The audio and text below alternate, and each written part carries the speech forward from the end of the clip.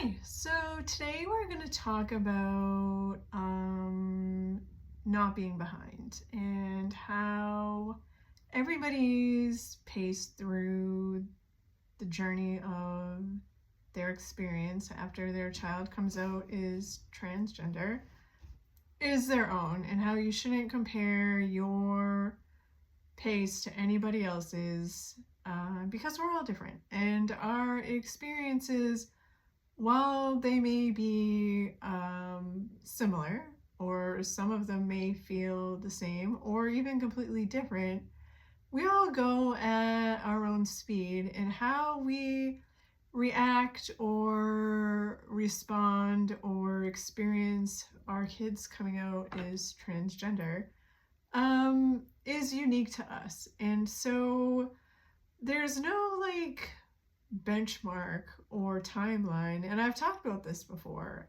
so if you're like, we've already talked about this before, like, that's fine, we can't talk about it enough, to say like, here's where I should be by this date or this month or this year, to compare yourself or to measure yourself by.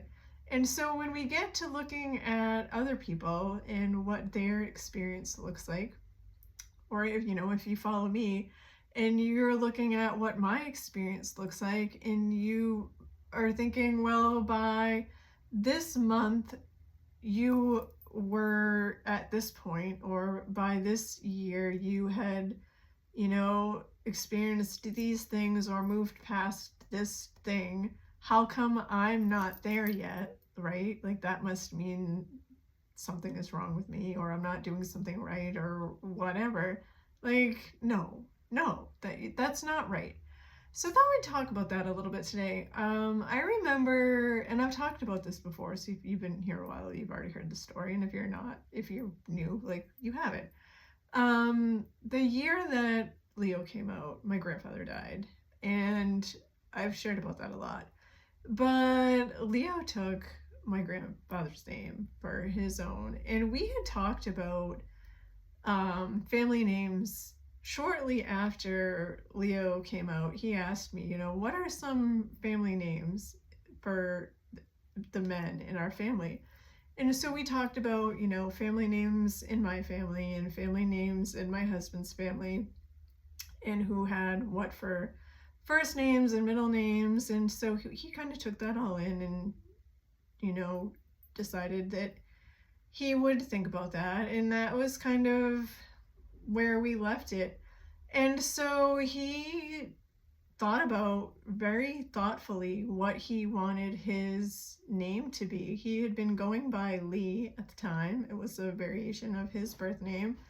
And so my grandpa died in June. Leo came out in January. And shortly thereafter, it was like maybe 2 weeks, so like maybe the week after the funeral, Leo announced that he was going to take my grandpa's name for his own, which was so lovely and so thoughtful, and he put so much thought into it. My grandpa was not the only person in our families who had that name. Leo is a name also in my husband's family. But I mean, I was gutted. I was devastated by the death of my grandpa. And so when Leo said, this is the name that I'm going to take, I thought it was so beautiful, and it was so heartbreaking at the same time for me. I was still like deep in grief over my grandfather's loss. And I was like, what do I do with this? Like, I was not in a place where I could transfer that name from my grandpa to my son. I just wasn't. I mean, just saying the name out loud, like, immediately brought me to tears.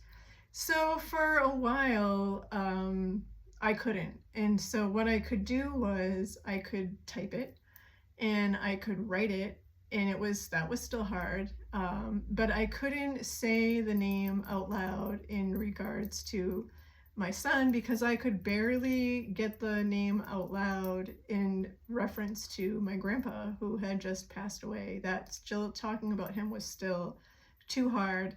And so I couldn't make that transfer from Leo as my grandpa to Leo as my son.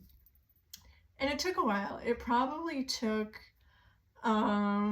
until July. We were going to see Leo in July for his birthday, and so I gave myself that goal. Like, by the time we see Leo again, I want to be able to use his name in reference to him and be able to do it without crying. Like, that was my goal. And so at the time that felt like one hard, and it felt like such a long chunk of time, right? I kept thinking to myself, if I was a better mother, like, right, there's always that voice in your head as a parent that tells you you are not good enough, right? So in my voice, that usually starts with, if you were better, fill in whatever, you would have, and then complete the sentence. So my inner critic, I call her my inner hag, was like, if you were a better mother, you would have been able to call Leo by his name sooner. You would have been able to use this name in regards to your child much earlier than you did. Like, if you were a better parent, this wouldn't have been so hard for you. Now, all of that is nonsense, right? And I know that, and I knew that then, and I know that now. But sometimes we get so caught up in thinking, like, of the things that we should be doing, or the things that we think we should be doing, or we look at other people who it seems so much easier for them. And social media is like so hard for that, because what we see is the A-reel of everybody's life. People are just showing us like what looks good. We don't see the behind the scenes hard stuff. And we're like, oh, well, you know, Jane and Sally and Suzanne are able to do this thing that's so easy for them. Like, how come it's so hard for me, right? So I'm just here to tell you that if something in your child's transition or them being transgender feels impossibly hard for you, no matter what it is, using their names, saying their pronouns, changing the pictures on the wall. For me, another thing that was impossibly hard was deciding about hanging a rainbow flag in our house, and I've talked about that, and I've shared about that some this week in my posts. It doesn't mean that you're behind. It doesn't mean that you are a failure as a parent, or that you're doing something wrong, or that your journey is less than anybody else's. It just means that you are at the pace that you are at, and it's just taking you the time that it's taking you to get to where you need to be able to move forward to the next place that you're going, right? So I would like us to normalize being able to, one, share about how we're doing, to be able to talk about what's hard, and to be able to recognize that while we're all moving together towards like the same place, we're all moving at our own speed. And while we're all going to get there eventually, we may not all get there together, right? It's like when you see runners running in like a marathon or a race, they all start out together, like in that big mob at the start, but then they start going and they don't all run together, and they don't all get to the finish line together. They all eventually cross that finish line, but not at the same time, right? Because they're all running at their own speed and their own pace. So I just wanted to come on here today and talk about that a little bit, because it's just been something that has been on my mind.